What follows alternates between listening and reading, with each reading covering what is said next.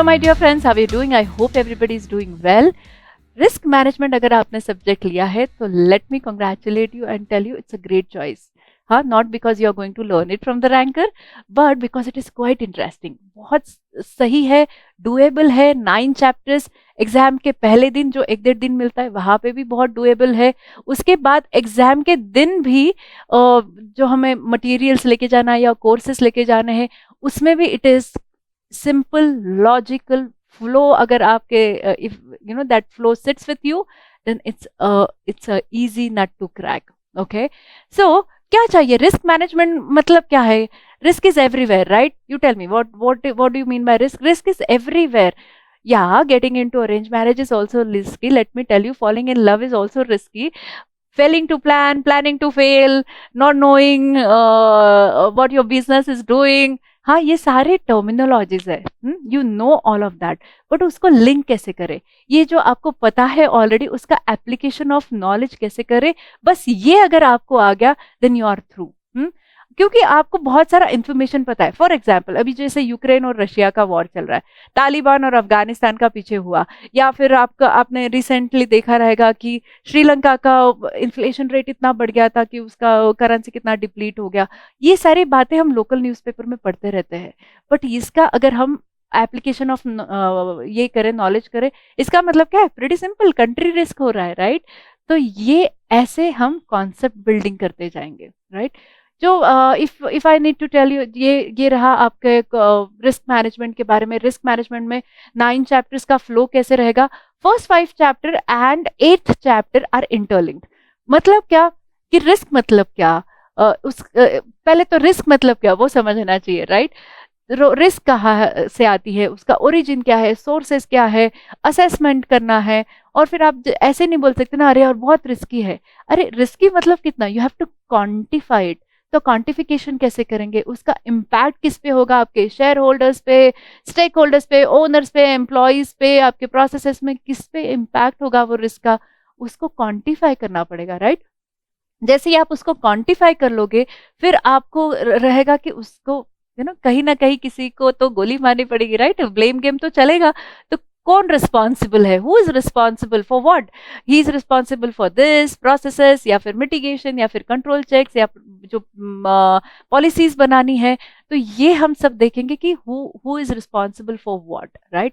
और उसके बाद हम देखेंगे कि यार रिस्क का मिटिगेशन कैसे करना है, कंट्रोल चेक्स कैसे लगाने हैं. कुछ कुछ इनहेरेंट रिस्क रहती है, तो उसकी प्रोबेबिलिटी कैसे कम कर सकते हैं, या फिर उसकी जो इम्पैक्ट हो रहा है वो हम कैसे थोड़ा सा टेम डाउन कर सकते हैं या नहीं कर सकते.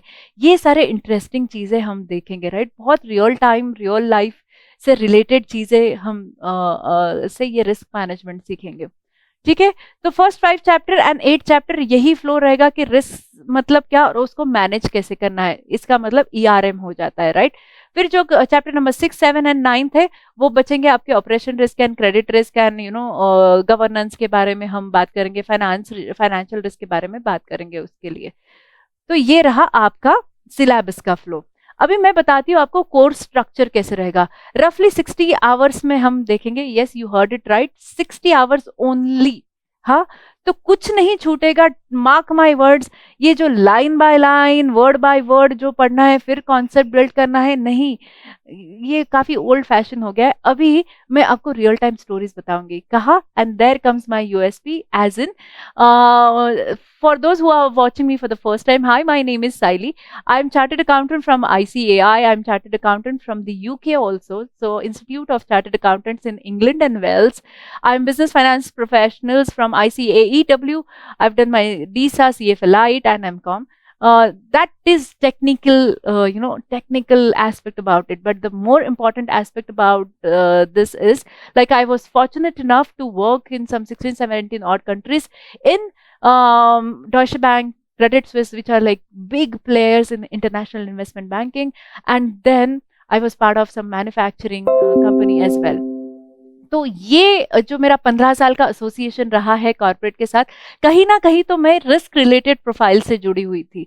तो ये सारा hands on experience, hands on knowledge और hands on stories. You like stories? I love stories. तो मैं ये सारे स्टोरीज बताऊंगी और फिर आपको कॉन्सेप्ट बिल्ड करूंगी.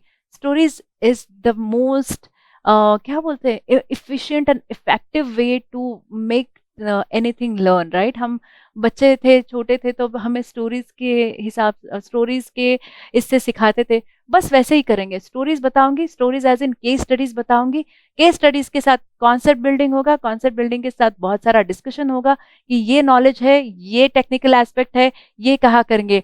ऑब्वियसली अच्छे index is ready, MCQs are ready, mock test और आपके जो इंस्टीट्यूट के क्वेश्चन पेपर्स है वो भी आपको सब मिलेंगे। तो ऑल इन ऑल बहुत सारा डिस्कशन होगा, बहुत सारा इंटरेस्टिंग नॉलेज शेयर होगा। तो आइए, मैं जुड़ रही हूँ वी स्मार्ट के साथ to empower your aspirations, right? और इसके बावजूद हम और एडिशनल क्या करेंगे पता है? अगर इसके बावजूद हम ये एक बार सब्जेक्ट ले लेते हैं, हम सीए बन जाते हैं, तो कौन से रोल्स एंड रिस्पॉन्सिबिलिटीज में हम जा सकते हैं? हमें एफआरएम करना चाहिए, नहीं करना चाहिए? डीसा सीसा करना चाहिए, नहीं करना चाहिए?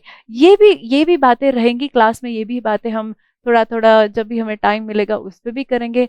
हम अपना करियर आगे का नेक्स्ट मूव भी डिसाइड कर सकते हैं कि क्या रोल्स एंड रिस्पॉन्सिबिलिटीज हम ले सकते हैं अगर हमने रिस्क मैनेजमेंट ये सब्जेक्ट उठाया तो, राइट? सो ये सब और बहुत कुछ, आइए मिलिए, बातें करेंगे, बहुत सारी बातें करेंगे। मैं जुड़ रही हूँ वी स्मार्ट के साथ, आप भी जुड़िए। तो मिलते हैं। I would love to encourage to tell your stories. Let me know your questions, let me know your concerns, and let's build it together. Let's build the community where we understand what the risk is. वो बोलते हैं ना, ये risk इश्क है तो risk है, तो ये काफी इश्क की अफेयर होने वाला है अपने यहाँ। तो I would love to welcome you on the other hand. Thank you so much for watching and see you. Bye bye.